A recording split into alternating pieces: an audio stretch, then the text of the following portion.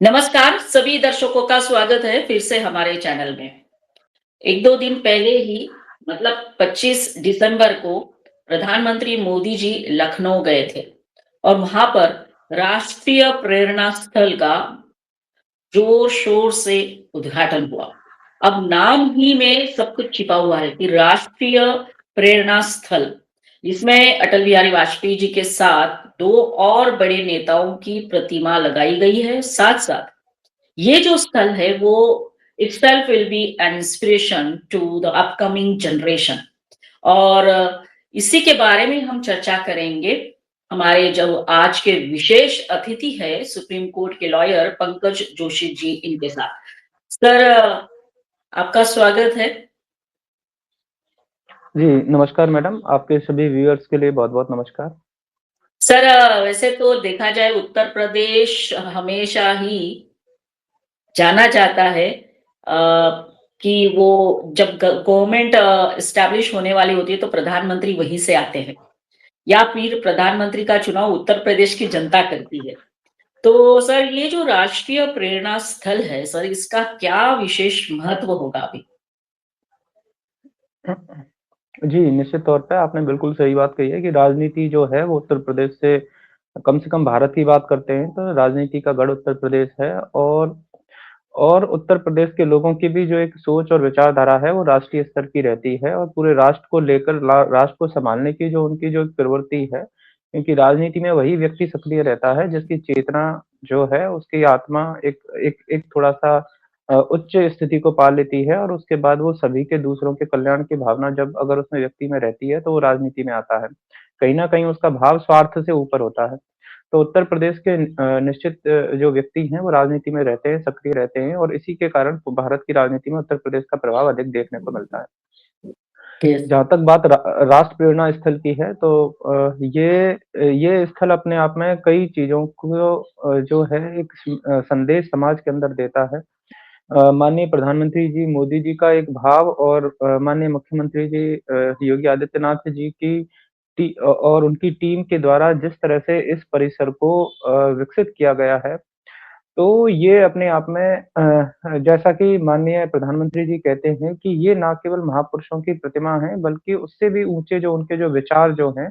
उनका जो संदेश समाज में जाए, उसको देने की और उससे प्रेरणा जो है वो हमारे देश के, प्रदेश के निवासी पाएँ। तो जिसके कारण इस राष्ट्र प्रेरणा स्थल का जो है वो इस भाव से निर्माण किया गया है। साथ ही साथ इसमें जिस पर्यावरण कुशलता के लिए पर्यावरण को बढ़ाने के लिए क्योंकि जिस स्थान पर वो जो ये था वहाँ करीब 30 एकड़ ऐसी जगह थी जो कि बिल्कुल कूड़े-कचरे में तब्दील थी और कई दशकों से वहाँ के जो निवासी थे वो उस दुर्गंध से, गंदगी से बड़े परेशान थे। और जब इस टेक्नोलॉजी का उपयोग करते हुए जिस तरह से वहाँ पर अ, उस जगह को पूरी तरह से वहाँ के कूड़े का निस्तारण किया गया और उसके बाद जिस तरह से ये हमारे जो महान व्यक्तित्व के धनी राष्ट्रवाद के समर्थक तीनों महापुरुषों की जो कांस्य की प्रतिमा लगभग 65 फुट ऊँची जो कांस्य प्रतिमा है वो विश्व विख्यात मूर्तिकार राम सुतार और माथुराम आर्ट क्रिएशंस द्वारा जो बनाकर और फिर ये स्थापित की गई हैं। तो ये अपने आप में बड़ा ही हम सभी के लिए और जो भी देश के प्रति प्रेम करने वाले लोग हैं, उन सभी के लिए एक निश्चित ही ये बड़ा ही एक अच्छा दिन और ख़ास करके 25 दिसंबर के दिन जिस दिन हमारे पंडित मदन मोहन मालवीय जी और माननीय पूर्व प्रधानमंत्री पंडित अटल बिहारी वाजपेयी जी के जो जन्म दिवस है, उस अवसर पर इनका राष्ट्र के प्रति इसको समर्पित किया गया। साथ ही साथ माननीय प्रधानमंत्री जी इस बात को भी विशेष रेखांकित करते हैं कि इस दिन जो उत्तर प्रदेश के राजा बिजली पासी जो हैं, उनका भी जन्म दिवस है। तो उन राजा के क्योंकि उनका भी जो महल है वो इस प्रेरणा स्थल के बिल्कुल नज़दीक है। तो इन सभी व्यक्तित्व के धनी जो भी हैं और हमारे जो महान पुरुष रहे हैं और जिन्होंने समाज को हमेशा एक एक प्रेरणा दिखाई है तो इस तरह से इस राष्ट्र प्रेरणा स्थल का जो चयन किया गया, निर्माण किया गया और हम सब और देशवासियों को सौंपा गया। निश्चित तौर पे ये हम सभी के लिए जो है एक सेवा का और आत्म अनुशासन का ये भाव निश्चित तौर पे हमें आगे हम युवाओं को भी निश्चित तौर पे दिखाता रहेगा। Yes sir. तो जो ये सब राष्ट्र प्रेरणा स्थल है, उसको जब बनाया गया तो जो उसकी कॉस्ट है, वो भी बहुत कम है कंपेयर टू जैसे मायावती ने अंबेडकर पार्क ऐसा कुछ बनाया है लखनऊ में, वो तो सर करोड़ों मतलब उसका 3,000 लगभग करोड़ रुपए का कुछ खर्चा बताया जा रहा है। तो ये भी सर एक बहुत महत्वपूर्ण बात है कि इतने कम बजट में इतना भव्य ये बनाना राष्ट्र प्रेरणा स्थल। हाँ, निश्चित तौर पे इसमें करीब लगभग 250 करोड़ का जो है लगभग कॉस्ट बताई गई है और जिसमें से भी जो ज़्यादातर जो ये घेला गाँव जो है जो कि इसमें कि अर्बन प्लानिंग का जो एक अभूतपूर्व जो प्रयोग किया गया है लखनऊ विकास प्राधिकरण के द्वारा क्योंकि वहाँ पर करीब 6 लाख मीट्रिक टन कूड़ा जो है उसको मतलब ठीक किया गया है, उसको उसका निस्तारण किया गया है और उस कूड़े से तैयार जो मिट्टी थी और जो खाद था, उसका उपयोग वहाँ के पड़ोस के जो खेत हैं, उनकी मिट्टी के भरा उ उन उन उसमें किया गया और उसका लगभग जो था वो लगभग 6.80 लगभग लगभग 5 टन लगभग वो उससे जो है वो मिट्टी बनी और आस-पास के खेतों में उस मिट्टी को दिया गया। क्योंकि जब वहाँ पर जो किसान पथ बन रहे थे तो किसानों ने खेतों की मिट्टी को मुँह मांगे दामों पे बेच दिया था और उस फिर उसके बाद अब उन्हें खुद खेतों के लिए मिट्टी चाहिए। तो ये जो कूड़े से जो तैयार मिट्टी थी वो उन किसानों को दी गई। तो इसका उपयोग दोनों दोनों तरह से है। इसमें इसमें केवल ना केवल राष्ट्र निर्माण की बातें हैं अपितु जो ज़मीनी स्तर पे किस तरह से जो क्योंकि दोनों तरह से उपयोग हो, वहाँ के किसानों का भी उपयोग हो, साथ ही साथ उस स्थान का उपयोग करते हुए हम विचार का जो मैसेज है वो दें। और इसमें वहाँ पर जो पॉलीथीन जो थी तो उसका भी उपयोग बिजली बनाने में किया गया क्योंकि वहाँ पर जिस तरह से हालत होती थी कि उस कूड़े में वहाँ पर जो आग लगा दी जाती थी तो वहाँ पर एक धुएँ का जो गुबार था वो बना रहता था, कहीं-कहीं पे आग की लौ भी जलती रहती थी। फिर दमकल फायर ब्रिगेड की गाड़ियाँ थी उनको बुलाते थे तो फिर बारिश में पानी से फिर वो पूरे से वो जो एरिया है पूरा दुर्गंध भर जाता था तो वहाँ उस कूड़े के पहाड़ से वहाँ के जो भी निवासी थे वो सांस के रोगी बन रहे थे। तो वहाँ पर कूड़ा डलना बंद हो गया था लेकिन वो जो पहाड़ था उससे सभी वहाँ के मूल निवासियों को जो थी उससे उससे बड़ी मतलब दिक्कतें हो रही थी। तो जहाँ तो इन सारी चीज़ों को जो वहाँ के नगर निगम ने जिस तरह से काम किया है तो ये अपने आप में बाकी के जो नगर निगम हैं उनको भी एक रास्ता दिखाता है। और देश के जो दूसरे मेट्रोपॉलिटन शहर हैं जो कचरा निस्तारण में कहीं न कहीं पीछे रह रहे हैं उसके कारण और वहाँ जो लखनऊ में जो गोमती नदी है इसके कारण वो भी जो प्रदूषित हो रही थी वो भी अपने आप में एक जो है इसके कारण जो है उसकी भी शुद्धि होगी क्योंकि वो भी धीरे-धीरे कूड़े से कहीं न कहीं उससे दिक्कत आ रही थी वो भी काटी जा रही थी। तो इस तरह से जो है इसका ये होगा और अब उस दुर्गंध की जगह उस जगह पे खुशबू आएगी क्योंकि अब जिस तरह से ये जो करीब इसमें जो फूलों से जिस तरह से वहाँ पर जो कमल की आकृति से जिस तरह से वो सजाया गया और उसमें पूरा जो संस्कृति विभाग है उसकी तरफ से भी जिस तरह से राष्ट्रीय जो सांस्कृतिक चिन्ह हैं उनका वहाँ पर अलंकरण किया गया और हमारे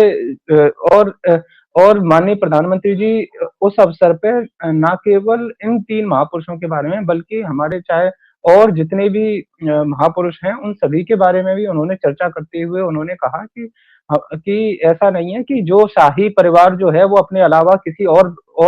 राष्ट्र हित में योगदान देने वालों को याद ही नहीं किया है, तो हमने ना केवल चौधरी चरण सिंह जी हों, ना केवल हमने जयप्रकाश नारायण नारायण जी हों, ना केवल हमने मुलायम सिंह जी हों, हमने सभी के लिए जैसे जिस जिस भीमराव अंबेडकर जी हों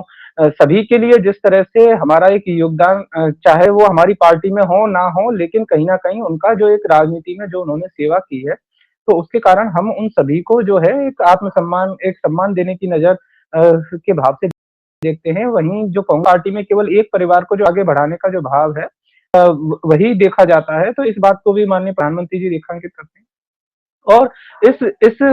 और ना केवल इसमें एक मेडिटेशन सेंटर भी है, लाइब्रेरी भी है, योगा का केंद्र भी है, ध्यान केंद्र भी है। तो वो अपने आप में ये जो जगह है ये विशेष तौर पे सभी के कल्याण की है और इसमें एक मतलब एम्पी थिएटर भी है जहाँ पे लगभग 3000 लोग के करीब वहाँ पर आके जो चीजें हैं उसको भी और लगभग जो वहाँ पर जो इस तरह की कोई रैलियां हैं लगभग 2 लाख लोग वहाँ पर बैठ के वहाँ पे इस तरह रैली भी कर सकते हैं तो ये भी अपने आप में है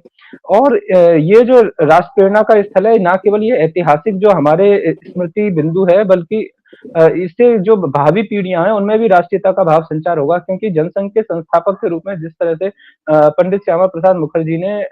और जिस तरह से राजनीति में एक बदलाव की भावना की हमारे प्रथम उद्योग मंत्री के रूप में जिस तरह से उन्होंने आत्मनिर्भरता का भाव जिस तरह से देश को दिखाया और उसी के कारण आज भारतीय जनता पार्टी जो है वो आगे इसी इसी आत्मनिर्भरता के भाव के लेके आगे बढ़ती है और एक राष्ट्र एक एक विधान एक संविधान तो संविधान के लिए तो सबसे पहले जो अगर अपनी किसी ने प्राणों की आहुति दी तो वो श्यामा प्रसाद मुखर्जी थे तो और जहाँ पंडित दीनदयाल उपाध्याय जी की बात करें तो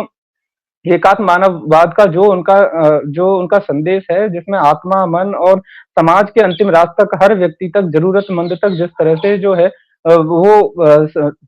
सरकार का मैसेज जाए वहां तक पहुंच जाए तो ये सारी चीजें और उसमें एक बिंदु आगे जोड़ते हुए माननीय प्रधानमंत्री जी खुद कहते हैं कि हमने उसे सैचुरेशन यानी आत्मसंतुष्टि का जो भाव है वहां तक वो जाए ये नहीं कि केवल पहुंच हो बल्कि उस हर नागरिक को ये लगे कि किस तरह से जो है मतलब सरकार से मैं कनेक्टेड रहूं और जहां अटल बिहारी वाजपेयी जी की बात होती है तो वो एक जिस तरह से एक शुचिता का भाव नैतिकता का भाव और शासन में रहने के बाद जिस तरह से मतलब दयालुता का भाव विनम्रता का भाव जो रहता है तो एक सुशासन की जो भाव जो माननीय अटल बिहारी वाजपेयी जी की सरकार का जिस तरह से जो एक मॉडल के रूप में दिया जाता है तो ये तीनों जो नायक हैं वो हमारे जो ये हमारी यादों में हैं और इन्हीं की जो देश के प्रति भावना जो है वो भारतीय जनता पार्टी का हर एक कार्यकर्ता है चाहे कोई स्वयंसेवक है तो वो सभी इन भावों को याद रखते हुए आगे निश्चित तौर पर कार्य करता रहता है और इसी में माननीय प्रधानमंत्री जी इस बात को कहते हैं कि कभी कोई समय था कि जब लगभग 25 करोड़ व्यक्ति ही देश की सामाजिक योजनाओं में केवल भागीदार रहते थे, आज वो बढ़कर इसी कारण लगभग 95 करोड़ तक हो चुके हैं। हम्म। चाहे उन्होंने इसके लिए अलग-अलग बीमा योजनाओं का उदाहरण दिया हो, चाहे उन्होंने इसके लिए बैंकिंग सुविधा का उदाहरण दिया हो, क्योंकि अगर और जिस तरह से अ, एक छोटे-छोटे जो नागरिक रहते हैं जिनको 2 लाख जो बीमा है जो 2 लाख रुपए का जो बीमा है उसमें जिन्होंने बीमा का कभी नाम तक नहीं सुना था तो जो प्रधानमंत्री सुरक्षा बीमा योजना हो और जीवन ज्योति बीमा हो जिसमें दोनों में लगभग 25 करोड़ और लगभग 55 करोड़ जो हैं हमारे नागरिक जो हैं जुड़े हैं और जब उन्होंने उसके अंतर्गत एक्सीडेंट क्लेम की भी बात की थी जिसमें लगभग 25,000 करोड़ का क्लेम जो है इन नागरिकों को जिस तरह से दिया गया है तो ये जो समाज के जो नागरिक हैं वहां तक सरकार एक जिस तरह से पहुंच पा रही है तो इस बात को कहते हैं और उत्तर प्रदेश का तो खुद उदाहरण देते हुए प्रधानमंत्री जी कहते हैं कि आज जो लखनऊ में जो ब्रह्मोस मिसाइल है हम जिस तरह से उसके द्वारा सुरक्षा का जो भाव है क्योंकि अभी ऑपरेशन सिंदूर में उन्होंने इस बात का भी उदाहरण कहा कि ब्रह्मोस मिसाइल का जिस तरह से पूरे विश्व ने और जिस तरह से देखा है कि उसका उसका कितना असरदार कारक रहा तो सुरक्षा का भाव और सुरक्षा के भाव से लेकर टेक्नोलॉजी के भाव तक क्योंकि आज उत्तर प्रदेश जो है वो मोबाइल मैन्युफैक्चरिंग में उसका प्रथम स्थान है और पूरे विश्व में भारत का मोबाइल मैन्युफैक्चरिंग में दूसरा स्थान है तो जिस तरह से हम सभी हर हर हर में हर और उसमें बढ़ रहे हैं तो वहां से लेते हुए और फिर अंत में श्यामा प्रसाद भारत की अखंड भारत की जो भाव है तो वो अखंडता रहे और सुरक्षा के साथ बनी रहे और अपने सम्मान के साथ बनी रहे तो इन सभी चीजों पे भारतीय जनता पार्टी आगे बढ़े तो उसी एक एक एक उसी कार्यकर्ता के तौर पे और संविधान के प्रति एक एक सेवक के तौर प्रधानमंत्री जी मोदी जी जिस तरह से आगे लगे हुए हैं और आगे प्रधान और हमारे प्रदेश के मुख्यमंत्री जी जिस तरह से उनके भाव को उत्तर प्रदेश में भी स्थापित करने हैं तो निश्चित तौर पर ये जो राष्ट्र प्रेरणा का स्थल भी एक उद्घाटन का एक ऐसा मौका था ऐसा ऐसा बड़ा एक अच्छा अवसर था जिसके कारण निश्चित तौर पर देश के सभी लोगों के लिए ये जो राष्ट्र का जो प्रेरणा स्थल है वो और बड़ी ही एक अच्छी सुखद यादगार के रूप में स्थली बनी है। और जब भी लखनऊ जाएंगे तो इस जगह को निश्चित तौर पर उसको देखेंगे, सराहेंगे और हमारे जो राष्ट्र के महापुरुष हैं उनको याद करेंगे और उन्हीं की स्मृति से प्रेरणा लेके आगे अपने जीवन में भी सरकारों को निश्चित तौर में रख रहे हैं। तो ये जो भावना है वो निश्चित आगे और अधिक बढ़ेगी। जी सर। सर और दूसरी बात ये है सर, हाँ सर, दूसरी बात ये है सर कि उत्तर प्रदेश की जो महत्व है, जो अहम बात ये है, ये वो है कि सर अभी देखते हैं तो हम अगर 2014 से देखते हैं तो बीजेपी की सरकार जब स्थापित हुई तो सबसे बड़ा कंट्रीब्यूशन उत्तर प्रदेश का रहा। फिर बाद में योगी जी ने जिस तरह से डेवलपमेंट किया है वो हम सब देख रहे हैं। तो सर ये एक तरह से इस राष्ट्र प्रेरणा के स्थल के माध्यम से पूरे देश को बड़ा संदेश जा रहा है कि किस तरह का काम